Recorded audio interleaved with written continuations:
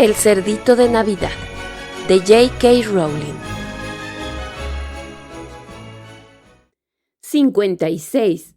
La guarida del perdedor. Jack tuvo muchísima suerte. Esquivó el fuego y aterrizó en una superficie caliente y mullida que había justo al lado. Tardó un momento en darse cuenta de que estaba tumbado sobre una pila de algodón de relleno y jirones de ropa que el perdedor les había arrancado a las cosas que se había comido. Como estaban tan cerca de la hoguera, aquellos restos humeaban y se consumían lentamente sin llegar a arder. Jack bajó reptando de allí tan deprisa como pudo y, resbalando y derrapando por las montañas de pelusa y tela chamuscada, fue hacia una pared de piedra que vio al fondo de la cueva. Entonces oyó los gemidos y los gritos que, hasta ese momento, el chisporroteo de la enorme hoguera le habían impedido oír. Entrecerró los ojos y miró alrededor. La guarida del perdedor era una gigantesca caverna subterránea, en cuyo centro ardía aquella gran hoguera. Colgadas en las paredes había numerosas jaulas llenas de las cosas que el perdedor todavía no se había comido, y lo que había oído Jack eran los gritos de algunas de aquellas cosas.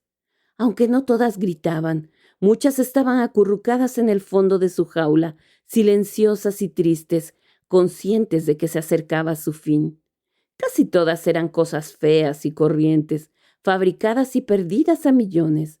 Nadie las había cuidado ni las había amado. Solo habían existido para llenar brevemente un espacio y, después, descender al mundo de las cosas perdidas. Y allí estaba también el perdedor.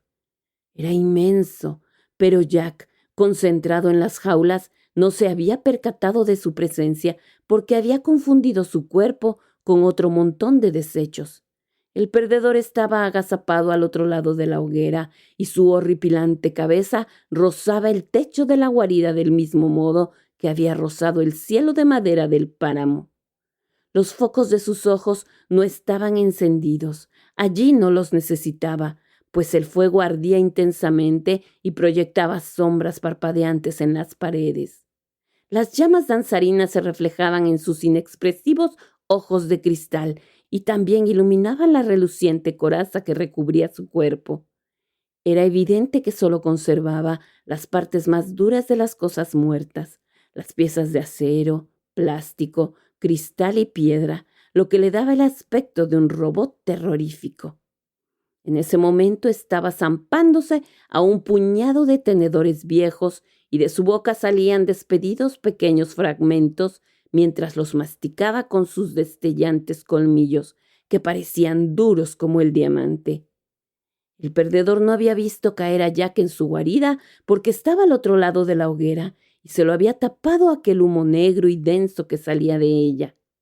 Jack, frenético, miró en todas las jaulas que había alrededor y buscó al cerdito de Navidad, aferrándose a la esperanza de que el perdedor todavía no lo hubiese destrozado y sus bolitas de plástico no estuviesen diseminadas entre aquellos montones de desechos.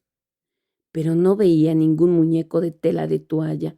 Solo había juguetitos de plástico que venían en los paquetes de comida, revistas viejas y cargadores de aparatos que ya no funcionaban, cosas que nadie había lamentado perder ni había echado de menos.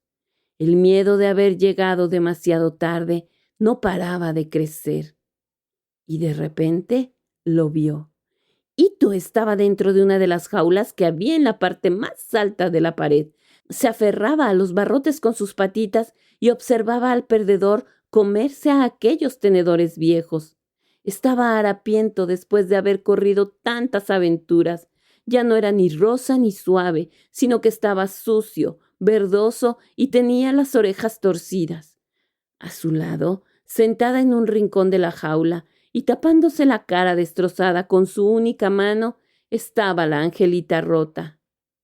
«Ya voy, no os desesperéis», susurró Jack y se puso en pie como pudo. Entonces el perdedor acabó de masticar los últimos trocitos de metal retorcido y habló con una voz que resonó por toda la caverna.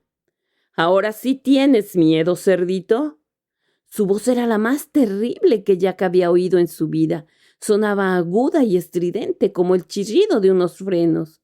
Al oírla, tuvo la impresión de que el perdedor sufría casi tanto como las cosas que estaban allí aguardando a la muerte. «No», contestó Ito con su agradable voz. «Ya te lo he dicho, no tengo nada que perder y eso hace valientes a las cosas. Puedes comerme cuando quieras, ya no me importa». «¿Crees que perder a ese niño es peor a que yo te destroce?», preguntó el perdedor con su voz chirriante. «¿Peor que regresar a la nada? ¿Que no sentir nada? ¿Que no ser nada?» «Prefiero no sentir nada que sentir lo que siento ahora», contestó el cerdito. «No digas eso», dijo Jack en voz baja, aunque sabía que el cerdito de Navidad no podría oírlo. El perdedor se levantó con dificultad sobre las púas de metal que le servían de pies. «Antes de morir me tendrás miedo», prometió. Arrancó el candado de una jaula llena de cosas que estaba al lado de la del cerdito de Navidad y la angelita rota y sacó 50 pajitas de plástico flexibles de colores llamativos, una cometa barata y endeble y un horrible jarrón de cristal decorado con muchas filigranas. Jack las oyó gritar cuando el perdedor volvió a ponerse en cuclillas. Abrió su gran boca metálica y una a una fue metiéndose dentro a todas aquellas cosas. Desesperado, miró alrededor y buscó la manera de llegar hasta la jaula del cerdito de Navidad.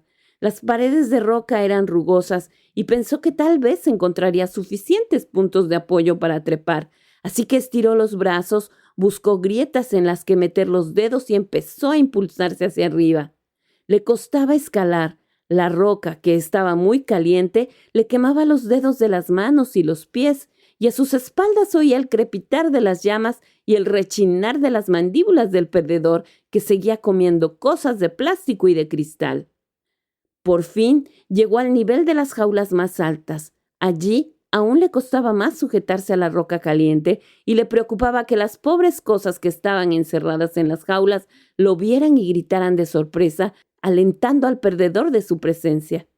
Sin embargo, la mayoría se tapaban los ojos para no ver al perdedor, que en ese momento estaba quitándose fragmentos de cristal de entre los dientes e incrustándolos en su coraza. Los lamía con su horrible lengua negra de goma que parecía recubierta de una especie de adhesivo y se los pegaba encima de las piezas de diferentes formas que ya tenía incrustadas. Jack caminó por encima de las jaulas que estaban calientes y fue saltando de una a otra.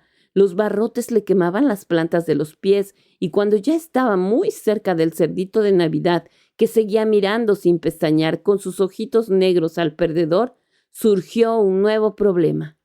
Todas las jaulas estaban cerradas con un pesado candado y el que colgaba de la jaula de Ito era el más grande de todos. Por fin, consiguió saltar a la jaula donde estaban el cerdito de Navidad y la angelita rota. «Ito», dijo con un hilo de voz. «Soy yo, Ito. Estoy aquí arriba». Ito miró hacia arriba y se quedó paralizado con los negros ojitos muy abiertos. La angelita rota se destapó la cara medio comida y también se quedó mirando a Jack. «¡Jack!», susurró el cerdito. «¿Pero qué? ¿Qué?» «He venido a rescataros a los dos», respondió Jack y se arrastró por el techo de la jaula para tratar de alcanzar aquel candado gigantesco. «Vosotros sois míos y os voy a llevar a casa». «Pero, ¿y Dito?» «Ya nos hemos despedido como es debido», contestó Jack mientras tiraba del candado. «Dito estaba de acuerdo en que yo hiciera esto. Voy a sacaros de aquí». Pero no conseguía abrir el candado. «No lo entiendo, Jack. Tú querías mucho a Dito». «Creía que lo necesitaba», dijo Jack, «pero tú me necesitas más». «Tienes que irte de aquí. No hay nada en todo el mundo de las cosas perdidas que pudiera gustarle más al perdedor que comerse a un niño de carne y hueso. Serías la mejor presa que hubiera cazado jamás». «No pienso irme sin vosotros», insistió Jack, que seguía intentando romper el candado, pero sin éxito. «Es demasiado tarde», exclamó el cerdito de Navidad. Las lágrimas empezaban a resbalar por sus mejillas. «Solo faltan unos minutos para que sea Navidad. Tienes que ponerte debajo de un agujero de encontrar. A nosotros ya no nos queda ninguna esperanza, pero tú todavía puedes huir. Pero antes de que Jack pudiese contestar, el perdedor dio el chirrido más fuerte y terrorífico que pueda imaginarse. Se levantó sobre sus patas puntiagudas de metal y sus ojos volvieron a proyectar una luz blanca que iluminó a Jack, al cerdito de Navidad y a la angelita rota, que se quedaron paralizados. El perdedor había descubierto al niño de carne y hueso.